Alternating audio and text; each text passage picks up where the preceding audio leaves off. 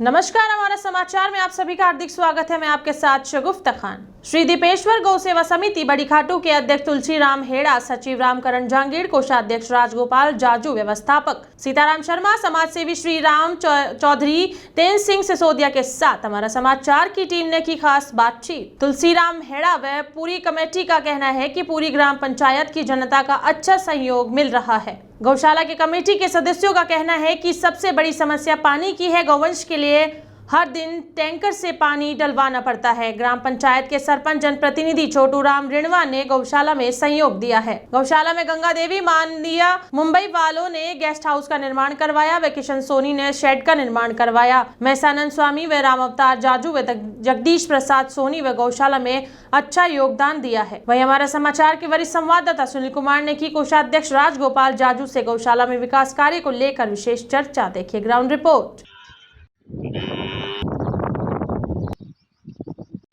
नमस्कार, स्वागत है हमारा समाचार में। आज हम मौजूद हैं बिल्कुल बड़ी खाटू के अंदर गौशाला है।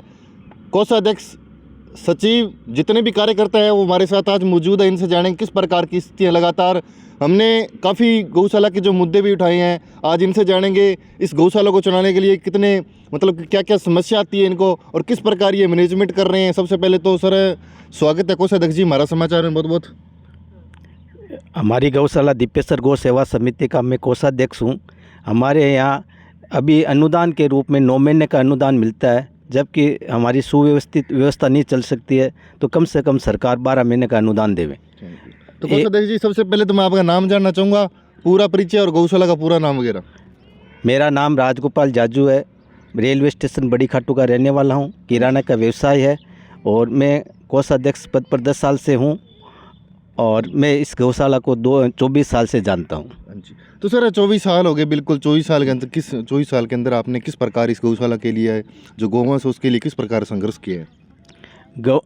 स्टार्टिंग में हमारे पास कम से कम 50 गायें थी। अब धीरे धीरे बढ़कर यह 250-300 हो गई है और हम संघर्ष के रूप में इसको चला रहे हैं।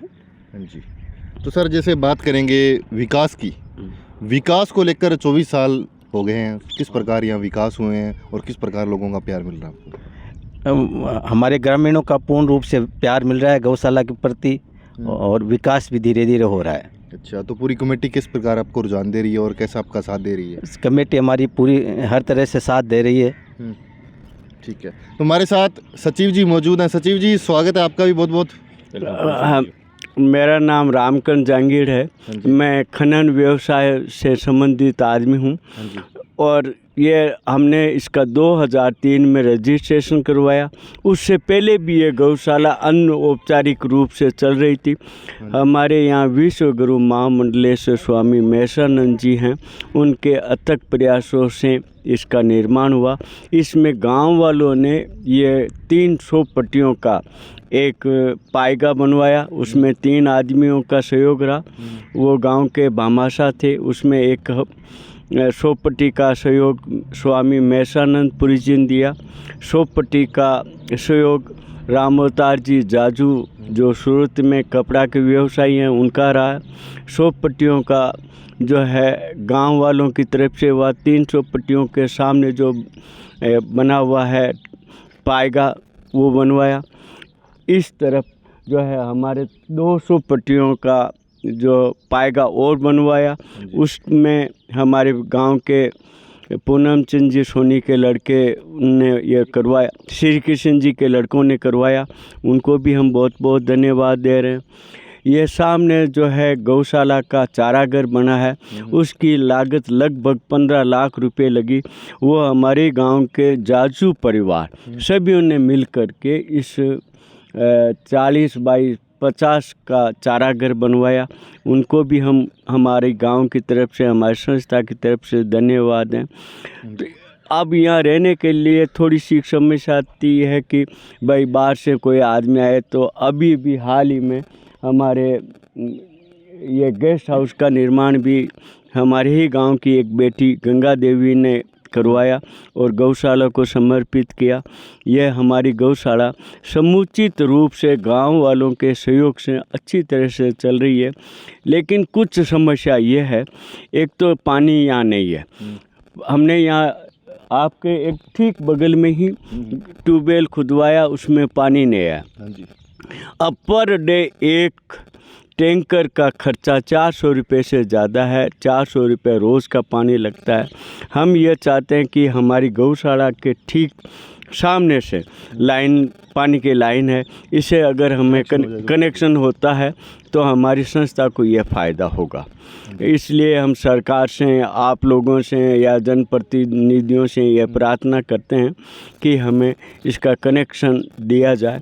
कनेक्शन का जो भी पैसा लगेगा वो हमारी संस्था वहन करेगी। इसमें ये नहीं है कि फ्री में करवा दें, या अगर होता है फ्री में तो बहुत बहुत उनको भी धन्यवाद हैं। अब रासवाल की संस्था में 9 माह का अनुदान मिलता है। 3 माह का जो अनुदान नहीं मिलता है उसके लिए समस्या आती है, और उस समस्या के लिए हम लोग बरसात के समय में गायों को बाहर चरवाते हैं। संस्था अपने निजी फंड में से पैसे खर्च करके गायों के लिए बीड़ा खरीदते हैं, उसमें चरवाते हैं।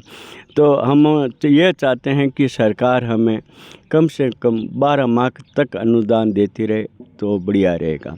हम धन्यवाद देते हैं हमारे डॉक्टर साहब जो यहाँ है, रौनक दाहिल, वो समय समय पर यहाँ पधारती है। अच्छी व्यवस्था डॉक्टर की। उनकी बहुत बढ़िया व्यवस्था है। वो बहुत ही तन मन और धन से हमारी संस्था की सेवा करती है।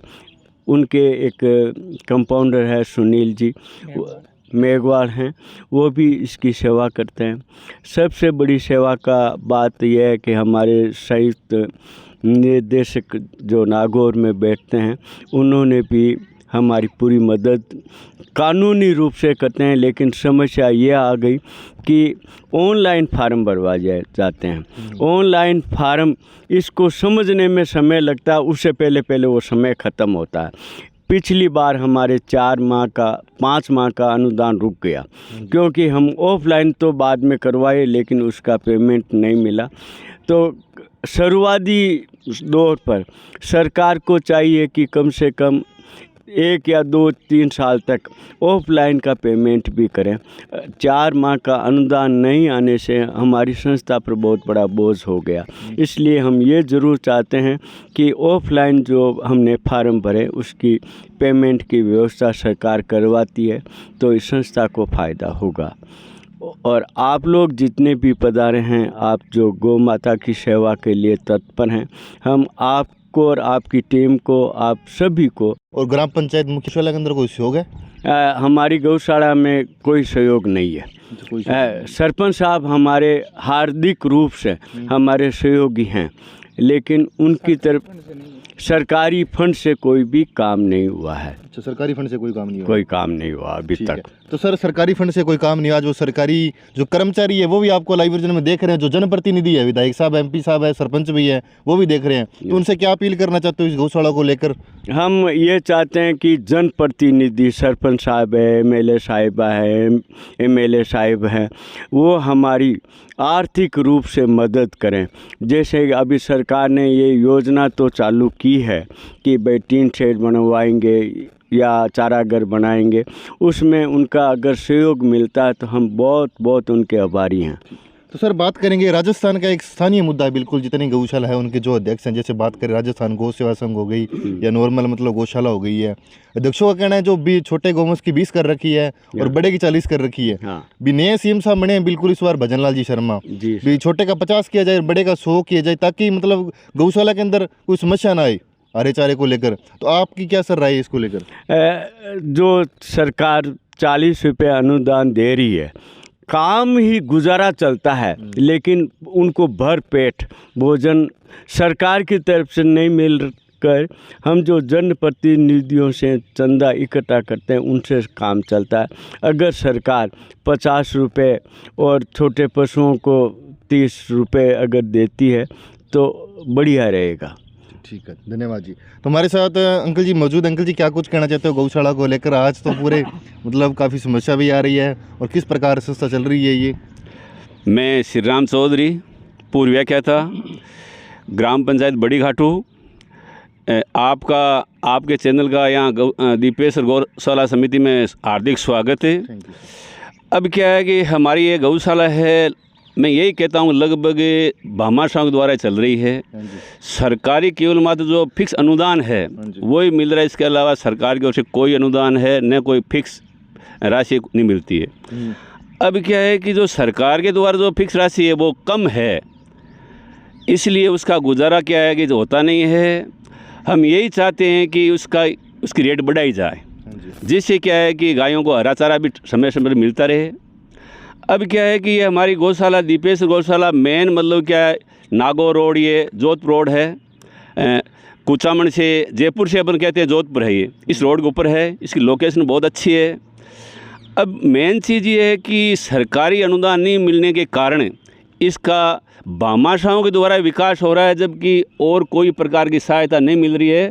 तो इसलिए क्या है कि ये गौशाला अपना जो विकास है उसमें इतनी गति नहीं बढ़ रही है। नॉर्मल काम हो रहा है, क्योंकि इतनी बड़ी रकम, क्यों निर्माण कार्य में आजकल पैसा बहुत लगता है। यार भामाशाह को मोटिवेट करते हैं, गाँव वाले सब आते हैं, मीटिंग भी होती है, हर अमावस को हमारे यहाँ मीटिंग होती है गाँव की इस गौशाला में। उसके बाद में कई प्रकार के छोटे बड़े मुद्दे हैं, उनका निस्तारण भी किया जाता है, और आगे की जो कार्य योजना है उसको भी क्रियान्वित करने के लिए हम प्रस्ताव रखते हैं। अब सबसे बड़ी समस्या ये है पानी की। यहाँ पर क्या है, पानी अंडरग्राउंड लेवल है नहीं, बहुत गहरा है। हमने ट्यूबवेल भी कराई, वो सक्सेस हुई नहीं। अब क्या है कि पानी टैंकर में आता है। अब आप देखो 250 हमारे गायें हैं, 250 गायें हैं, तो उनके लिए एक टैंकर सफिशिएंट नहीं है। सर्दी में तो एक टैंकर चलो भी सफिशिएंट है, गर्मी में क्या है 2 या 3 टैंकर से पानी की पूर्ति नहीं होती है। ये बहुत बड़ा हमारा खर्चा है। हम ये चाहते हैं कि ये हमारे जनप्रतिनिधि हैं वो क्या है कि हमारे गौशाला में जो जल जीवन मिशन है उनके द्वारा कनेक्शन करवा दिया जाए, तो उनका बहुत बहुत हम आभार प्रकट करेंगे और हम प्रयास करेंगे। क्योंकि सरकार चेंज हुई है, भजनलाल हमारे मुख्यमंत्री हैं, हमारी जो मंत्री है यहाँ हमारे क्षेत्र की जो जाइल की है मंजू बागमार, वो इस समय मंत्री भी है। अब क्या है कि चुनाव की वजह से उनका भी यहाँ स्टे हुआ नहीं है। जो ही उनका स्टे होगा जाइल में, हम उनको गौशाला में लाएंगे, हमारी स्थिति बताएंगे, और सबसे बड़े पहले उनको ये कहेंगे हमारे सर पानी की व्यवस्था करो, जिससे क्या है कि हमारा ये आधा खर्चा साल में बच जाए। और सबसे बड़ी समस्या है कि पैसे के बगैर कुछ होता ही नहीं है। अब यहाँ पर क्या है कि हमारे पास में चतुर्दास जी महाराज का स्थान है, यहाँ से करीबन 40 किलोमीटर दूर है बुटाटी धाम। वहाँ से भी क्या है कि यहाँ पर गायों के लिए बांटा के लिए कुछ अनाज आता है, और उसके अलावा बाहर से सरकार की ओर से किसी प्रकार का बांटा के लिए या उनके लिए कोई अनुदान आता नहीं है। जो अनुदान आता है उससे ही काम चलाते हैं। तो चौधरी साहब बात करेंगे, जैसे गौशाला की निजी है क्या है? गौशाला की निजी आय कुछ नहीं है हमारी, कुछ नहीं है, क्योंकि दूध बिल्कुल कम निकलता है, क्योंकि वैसे ग्रामीण परिवेश है, हरा चारा दूर से मिलता है, बाहर से लाते हैं तो पड़ता खाता नहीं है। ठीक है, इसलिए क्या है कि हरा चारे बगैर क्या है कि अपन कहते हैं कि दूध होता नहीं है। चौमासे में 4 महीने में यहाँ पर अड़ाव या उसको बीड़ा कहते हैं वो मोल लेते हैं, उनमें गायें चरती है, भामाशाहों के द्वारा उनको पैसे पेमेंट किया जाता है। तो चौमासा में क्या थोड़ा बहुत दूध ज़्यादा होता है, और तो क्या है कि पूर्ति होती है। चौधरी साहब धन्यवाद। जी, आप क्या कुछ कहना चाहते हो इसको लेकर, किस प्रकार गौशाला चल रही है, कैसा मैनेजमेंट कर रहे हैं चौधरी साहब? मैं बाबूलाल जांगीड़ यहाँ बड़ी खाटू से ही हूँ। ये जो गौशाला है, अन्य गौशालाओं को जब हम बाहर जाते हैं और देखते हैं तो काफ़ी पिछड़ी हुई लगती है, और कारण इसका यही है कि सरकार का हमारी इस गौशाला के प्रति इतना सकारात्मक सहयोग और रवैया नहीं है। इस कारण ये काफ़ी पिछड़ी हुई लग रही है। सरकार से क्या कुछ करना? सरकार से हम चाहते हैं कि गायों का, छोटे बड़े बीमार सभी पशुओं के लिए अनुदान बढ़े। अनुदान ही सबसे बड़ी बात यही है कि यदि अनुदान बढ़ जाए तो काफ़ी समस्याओं का समाधान हो जाएगा। पीने के लिए पानी की जो एक सार्वभौमिक हमारी मांग है ही है, तो जनप्रतिनिधि महोदय महोदया सभी मिलकर के ये करें, तो ये जो गौशाला है ये वास्तव में बहुत ही